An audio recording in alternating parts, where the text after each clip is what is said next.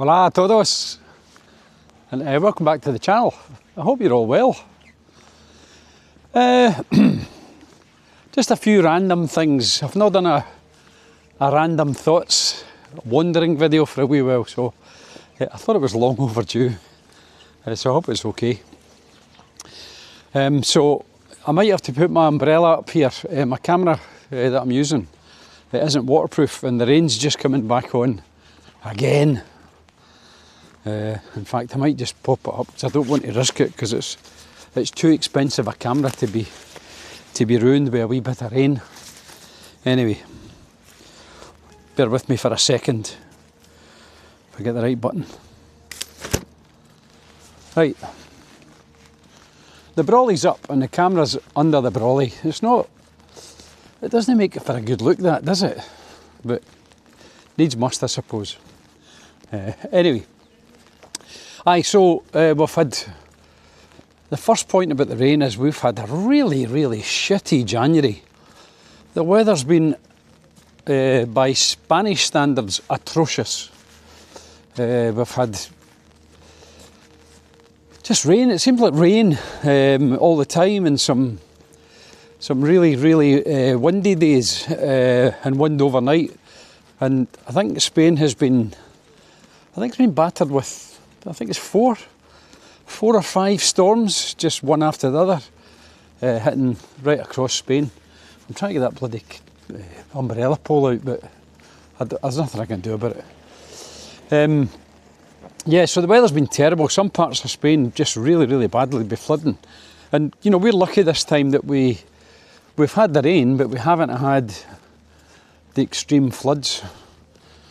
You'll see the beach behind me, but it's looking pretty crap. I might film a wee bit later on as we get further along.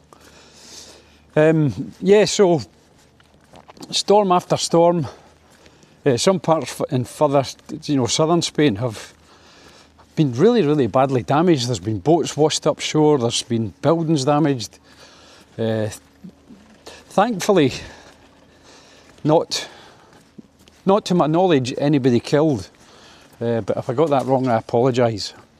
I don't want to do an injustice to maybe any families that have lost a loved one, but I'm not aware of any, so that's good.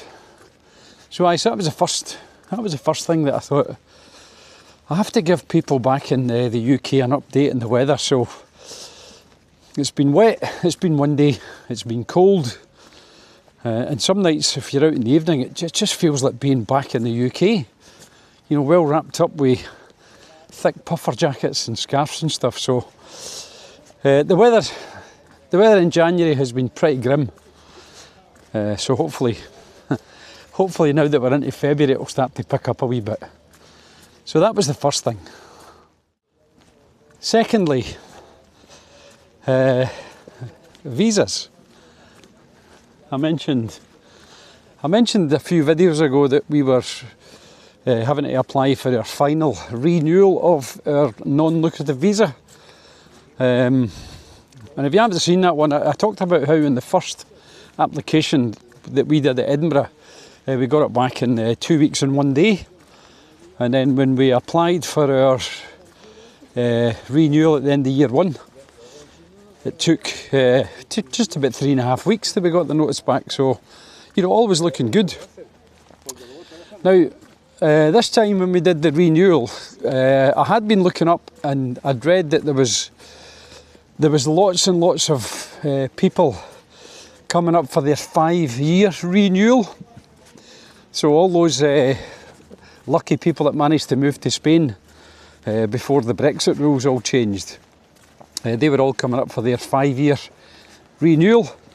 So they're all in the system, and there's quite a lot of people, because they had a bit of a rush of people moving out here before the rules all changed, because it was much, much easier to move to Spain when we were part of the EU, and now the UK isn't.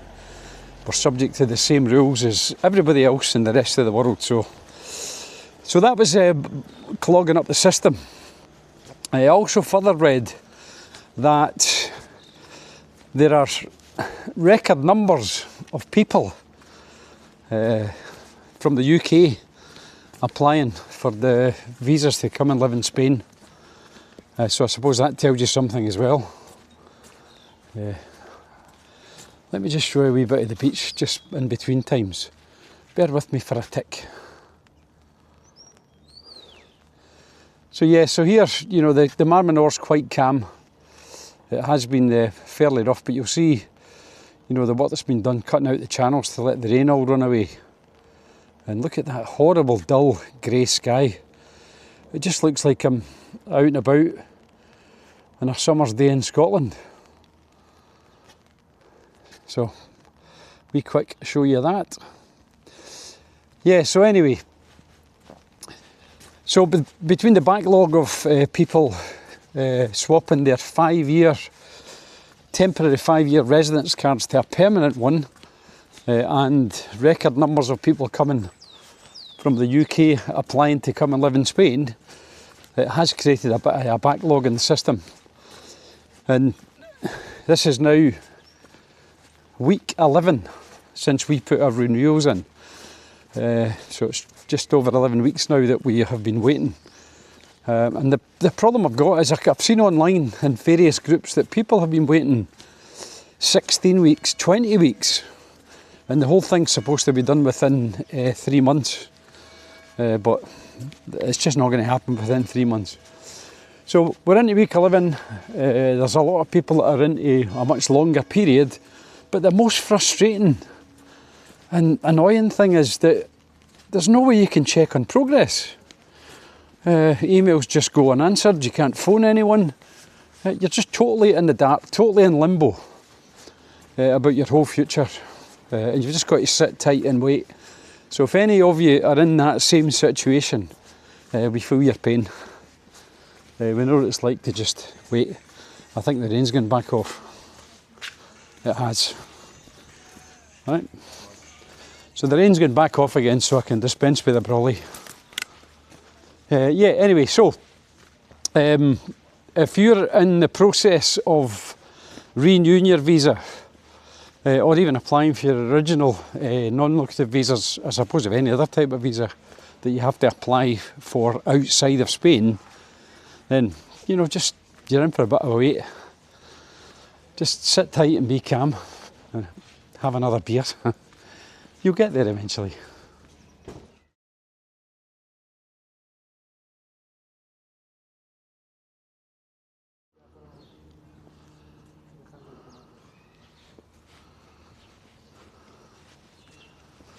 You can see how quiet the place is when the weather's bad. People just retreat indoors and try and stay in as much as they possibly can. Anyway, that brings me on to the next thing I wanted to talk about. Again, just lots of things in mind, so very briefly, also to do with immigration. The Spanish government have announced just last week that they are having I think they're calling it an armistice, where non-documented illegal immigrants who have been in Spain for more than 5 months can now just go and get registered and be legal. Now, it seems a bit odd that, you know, from outside the EU, if you want to come and live here, you've got to apply for visas and you've got to have lots of money in the bank and have healthcare and everything else. But now it would appear that if you've been in Spain and not under any kind of visa previously, you know, so you have to have been just here, not documented. And I think from memory, I read that it was 5 months as of the end of April, something like that. So I don't know the exact detail, but I've read about it. But if you're an undocumented, illegal alien who satisfies the conditions, you could just pop along and get yourself registered. And it lets you stay for up to a year, and crucially, you can work. So lots of people who are here illegally will be able to go and just register for work. Register for this visa. They'll get the visa and then they'll be able to work and earn a bit of money. So Now, it all sounds a bit odd, but when you think about it, once these people register, that's them on the system. And if they're on the system and they get a job, then guess what? They're going to have to pay tax. So whilst it all seems a bit odd that a country would do that, they know they've got lots and lots of people here illegal. So instead of just leaving them on the outskirts, they've decided to find a way to bring them in. And then they can earn money from the taxes that they pay. And that's good for the country and good for the economy. So it all sounds a bit odd, but you know, when you look at it, I suppose there's a bit of method in their madness. And also on a related note, these things are popping up in my mind.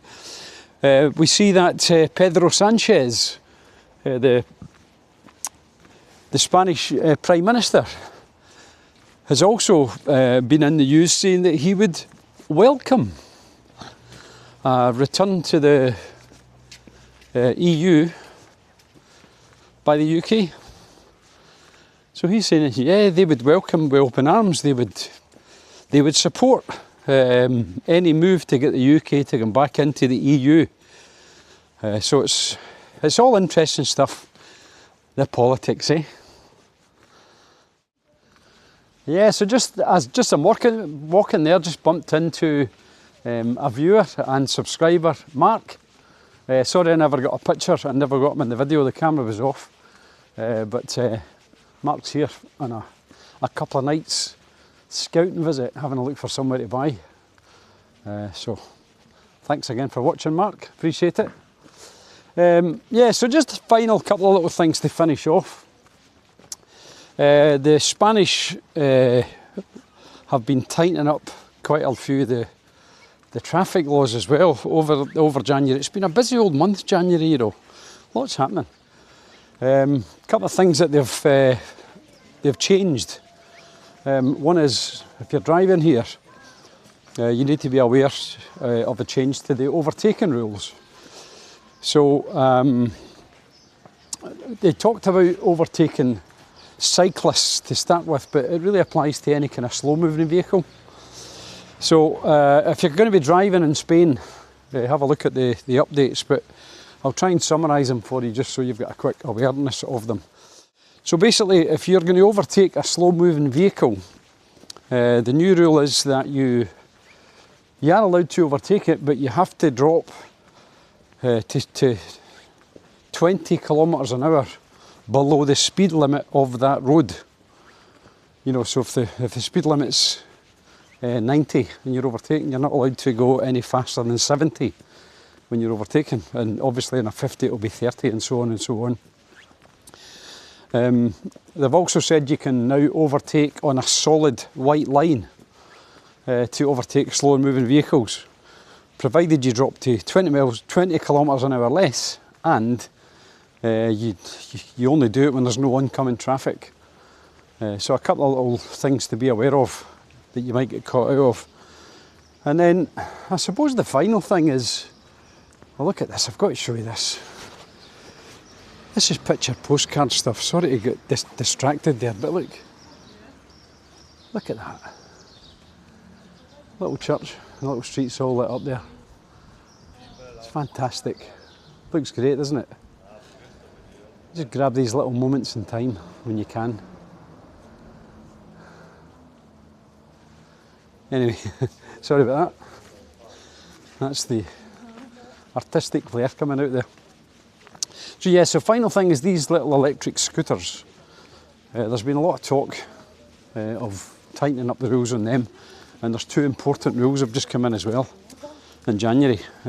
One is that scooters, and I'm sure it's over 25 kilograms, now must be registered with the DGT.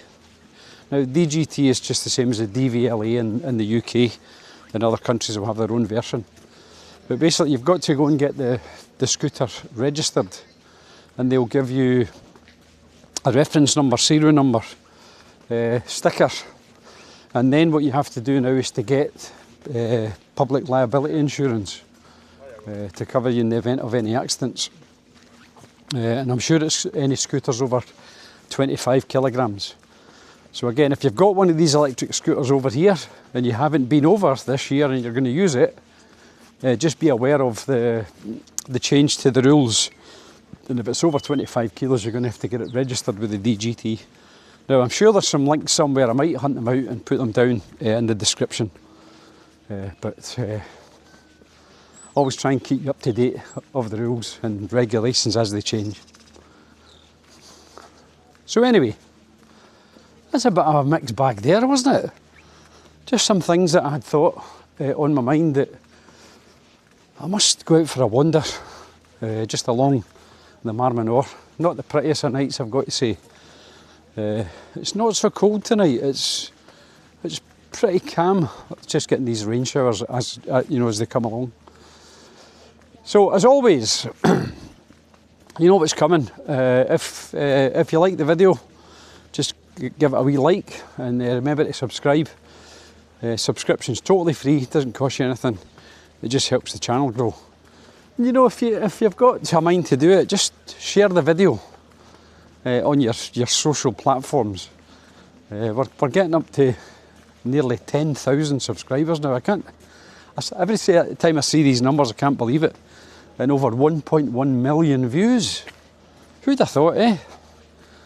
But still, obviously I want to keep going now because you guys seem to enjoy the content and you want me to keep making it, so I'll keep doing it as long as you keep watching. Anyway, time for a coffee somewhere. I'll go and find somewhere to get a nice cafe con leche, muy caliente. And we'll see you all in the next video. Hasta luego.